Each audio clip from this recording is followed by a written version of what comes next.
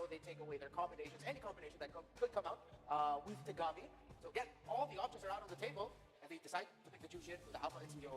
Very interesting terrain of events. They didn't have to rush either. The Alpha can be traded for the Suyo either way. Exactly, that's what I was about to get at. And that's why the Hilda pickup is a lot more interesting. Indonesia, if they go for Alpha Hilda, I think that's a really good stopper if, let's say, Cambodia want to pick up something like the Suyo. That's the thing. What if Cambodia surprises and then they have learned a thing or two from Team Ukraine and go, hey, what if we run it back to the meta that was in the past, you know? What if we don't need to force that trade of the Alpha Suyo? We can go a little bit more utility in the jungle. Just got to make sure it's well protected. And they also have to make sure that their roamer can really help with the wave here. Jushin's wave here isn't the best. So Suyo is what's taken. Khalid, there we go, as we mentioned, by Indonesia. Should be a clear-cut rush for the Hilda and the Alpha. Unless they want to go mid and get the Aurora for, oh, excuse me, they already have the mid. Yeah, Hilda Alpha. One could consider also the Nolan. There's a lot of control in that Jushin. So if you're fainting unengaged, you pop the Nolan from the back. Tagami, I can see you're doing that. Yeah, and if ever the burst might come a little bit better in terms of the clearing of the minion wave, and the lack of burst from the Jushin is covered by the fact that there is burst with Nolan. You can also play the map better that way. They go Alpha, Alpha. All right, heavy front line. Yeah. I think this is strong. I think the 3 early picks coming from Cambodia, they're very strong, very basic, very aggressive, high mid priority as well. Indonesia, what's the plan here? Especially now that they pick up something like the Sicilian. I don't think they have what we would expect Indo to usually hold on to, which is that mid-prio. But it's good though. You're not necessarily getting mid-prio, but you're protected just from those 3 picks. The only thing that can really catch you is a Gatot, and they have to commit that ult. Alright, in terms of the bans, you still got the gold laner open for Cambodia. Let's see if they're going to start taking away the likes of the... Do they need to ban the Harith? Because I know there are some Sicilian players who actually don't like going up against Harith of the opposite team. With the ban freeze with the full kit of the Harith already, of the Sicilian, it's quite hard for Harith to keep under the That's feast when it's activated. Yeah, Harith on the approach alone would be at half health before he gets his hands on the Sicilian. See, they get brought down low. Not to mention the Khalid. So the Khalid can mess up that Harith and bother the farming. I think Indonesia's fine. If ever they're going to pick out the gold laner, that might make it... I think they could go a little bit more mobile with the gold laner, Cambodia. So if ever an earful, that might actually be warranted. I'm wondering if... I mean, you were talking about the Harith pick for Cambodia, but it's still a possibility that Indonesia might pick up the Harith for themselves, right? Putting on the shell, we've seen performance on Harith as well. Is it a little too much magic damage? It should be fine, right? With Suyo in the jungle? So the jungle, Sicilian, you got the Kali, yeah, it should be okay. Whenever they decide to go magic, and them banning out the focus might be a tell that the Harith is in the wings right now for Indonesia. Unless there's another ooh, I wonder, do they actually consider Arlo as like a last pick? Because maybe the Kali is we don't see Umi Echo's pick yet. That's possible, that's possible. It feels like there's a hint that maybe Cambodia were sniffing that the focus ban was also perhaps for a 1-1, right? And that warranted a 1-1 ban here in the second phase. Cambodia, do you want to commit onto Shell completely here? Yeah. Looks like she they do. They do. They take away a very aggressive, fast scaling hero. Bruno available. Oh, yeah. Wow, I did not expect someone to bring that out already. There's the Ghost, the Jawhead. That is going to be going to the road EXP for the Khalid. So Indonesia can... They can play this defensively, but like once that Jawhead gets level 4, I wouldn't be surprised if Vivian and company just keep invading the jungle and doing what they can to pester the Jushin so that in the long run they could invade and disrupt the Alpha. No later pickups here. Now you're really going to be overthinking in terms of, what can we pick? I guess, would you consider Melissa here? I was actually thinking that too. When you get hit by the unstoppable force, there'll be a moment where, as long as you can get the goal away fast enough, you'll get pushed out, or you'll be able to push out the Jawhead before. Oh, so, I'm so hyped. You get a Franco Bale combo I'm that you so were asking hyped. for earlier. So they get a strong team fighting 3 with the Alpha Gata Jushin, and then rounded off by, if ever they need to pick off, they can with the Franco and the Matrix. And the Gata Kacha is the right EXP laner, and the Alpha is the right jungler for the Franco pick. And at worst, anything that Indonesia pick here for Chell goes 50-50. I don't think any Puro can suddenly, beat down Navi's Beatrix, rather, Defendi's Beatrix in the laning phase. So they get out of there fine. Oh, that's tough. So they just going this out for the Clint. This might be a Clint with no, they're talking about Purify. It might actually just of, like they said, catch potential. And on the Clint, yeah, it's going to be a flicker almost every single time. Well, we'll find out this time around. Again, a lot can happen here with the adjustments because you got a best of 3. No more best of 1s here. And we'll see if you get the scaling. So here we are jumping back into the game at game number 1 in this best of 3, the upper semifinal. We'll find out too, once again too, with the Vival playing the Suyo. The rotation's obviously going to be important. You can see Vivian getting that early start on the purple buff. So this is all these little things that Indonesia does, and you'll see other players do this too. Even this kind of aggression and pressure on the opponent's purple buff that really stack up and leads to those minor leads in the game. It's definitely a bit tougher to do that up against an Alpha, right? We saw that yesterday, I believe, up against Hayabusa. So it was definitely an easier road to start and neutralizing a bit of that clear threat. You can see Ue here trying to go and, again, assuming where Vivian is. Oh, not Iron Hooks. Good zoning from Vivian. Up the ejector, disengaging. Sanguine Claw as well as Vivo just steals away the camp. So Vivo on the Suyo already a level ahead now. And I do want to talk about this, Naisu. This is something that I've been talking about with a few coaches that I know personally. What's and this that? is like kind of a hidden tech. Oh, you're Franco gonna- and Kaja Yeah. with Gata Kacha. It's such a good combination. Ejector, flicker, Vivian finding it. The Purify a bit late, and Nabi will fall down to the missiles of Vivian. That's first blood over to Indonesia. But to talk about that again, you hook or you get that Divine Judgment. Yeah. Boom, AOG. Anyone tries to cancel it, you get Dude, caught. It's that's what I'm saying. Like the combination of what they can bring to the table here in this draft is there's so many options that they can use for Cambodia, but the fact too that they've got to watch out for Vivian. Vivian knows that all her roam picks basically got banned out. Well, she still got the Jawhead. She still makes use of it, and you saw just how deadly it can be, especially when that flicker is available. She doesn't need that level 4. Yeah. Part of it is just using that ejector and throwing someone into the whims of your team. Now, you know, they get this objective that already scales in their favor. They're getting a lead, 1,000 ahead already early on. And this is where I would look to see if Cambodia can actually go ahead, play around the Franco, hopefully get a pick off.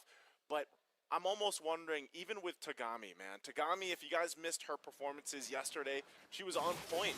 And this time around, the work is cut out for her on this alpha. She should be able to go ahead and get, you know, setups that she's looking for, especially with the lineup that they have. But she's got to have a phenomenal game against what Indonesia's throwing at them already this minute, you know, 3 minutes into the game. And it's very different to the Sicilians we've seen in ISF WC24, right? Usually when we see the Sicilians, oh no, Again. Unstoppable force and the ejector, oh, the combo.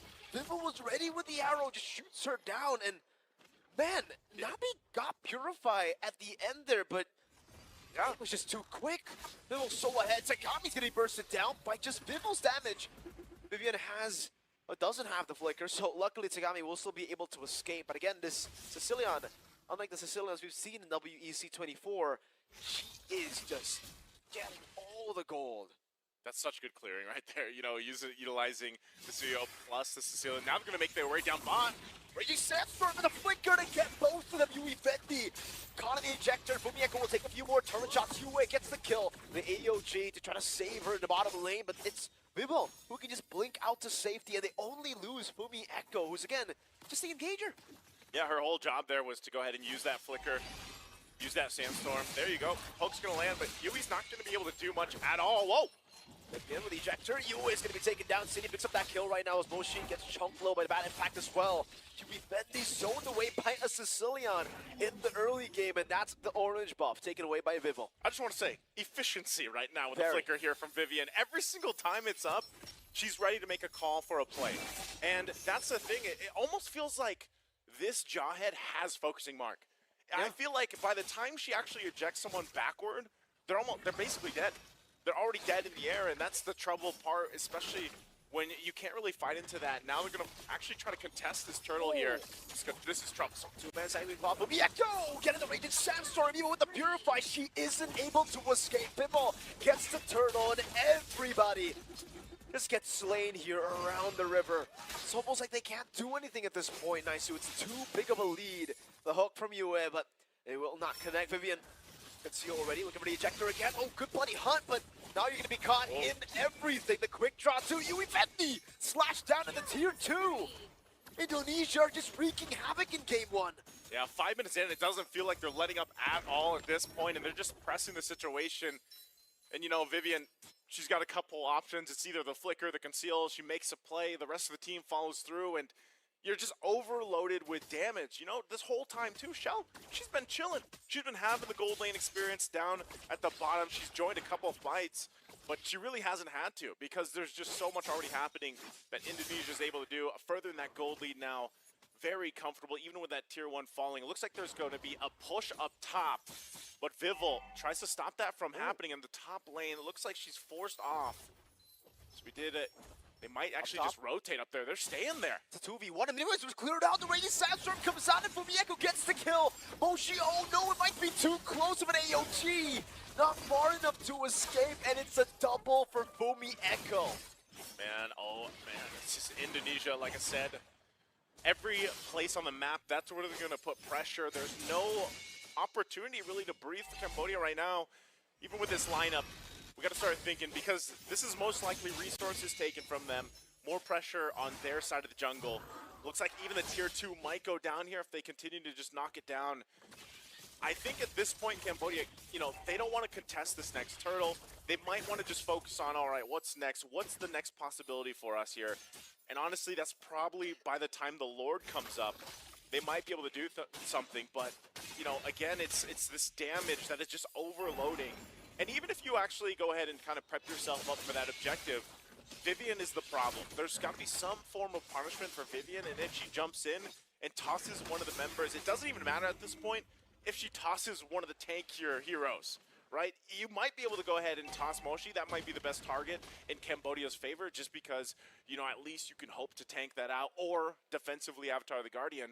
But it's just so difficult for them right now, and they're going to be forced to actually just stay together because Indonesia doing the same thing. And you see that response from Cambodia. They're going to go ahead and rotate down, try to keep this tier 2 up.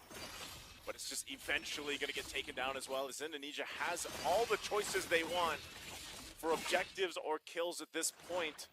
So Cambodia, they got to buy time, and that's a whole lot of time they have to buy. Even if they buy time, though, if you take a look at the grand scheme of things here, Naisu, I'm not too sure what they're buying time for. I mean, the power spikes aren't going to be big enough. Unstoppable Force over to Uefendi. Good Bloody Hunt to cancel it out now. That's going to be 1-for-1. Vivian going to be caught. Boom, Yeko caught in the AOG in the midst of it all. It's tier 2. Just chucking their HP bars low. Shell doing a whole lot of damage with a quick draw. Bivol coming back again to clear out the waves. 2 for 2. Only the frontliners taken down. But if we get to the later stage of the game, Clint's going to be crazy. City, bad impact over the snipe.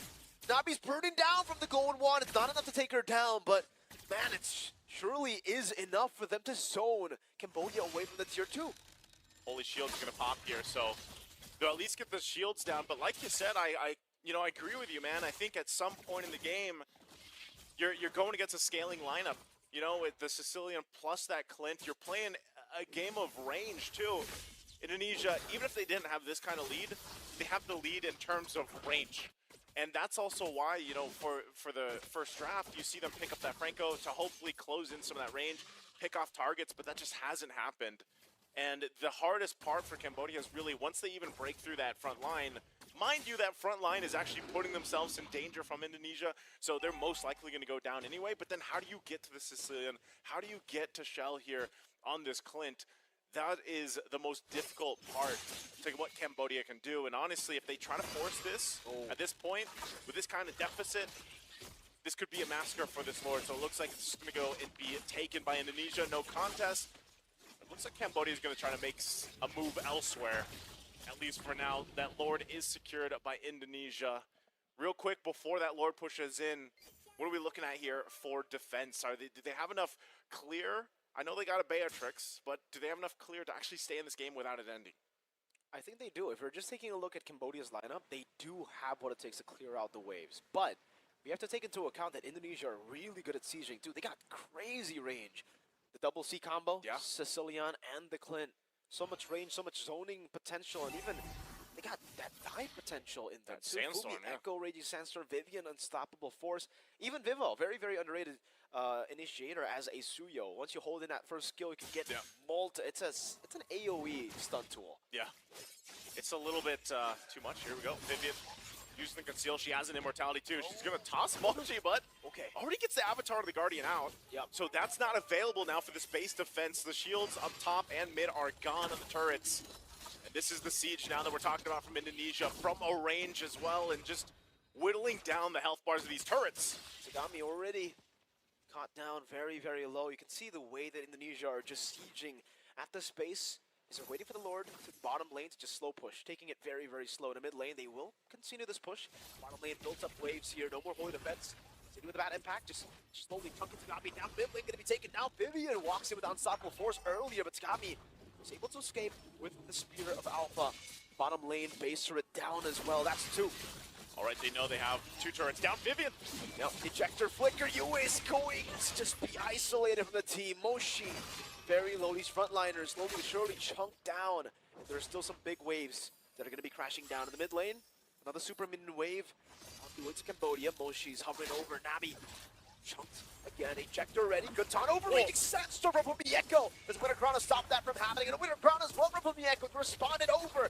Moshi gunned down from Mieko. Will be taken out, but look at the bad impact and the Sanguine Claws. On top of that, the quick draw that just chunks him too low.